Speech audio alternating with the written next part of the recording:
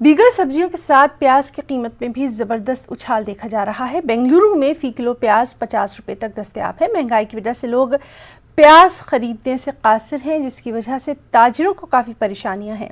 उनका कहना है कि महंगाई की वजह से खरीदार प्याज नहीं खरीद रहे। 15 रुपया था, अब 50 रुपए किलो, 40 रुपए किलो बिक रहा है। 50 नहीं ले रहे कौन भी, रेट ज्यादा करके पूरा नया प्याज इधर ये सड़ी प्याज पूरा मिल्को आ रही है, वेस्टेज ज्यादा निकल रहा है, वो क्या भी समझ में नहीं आ रहा।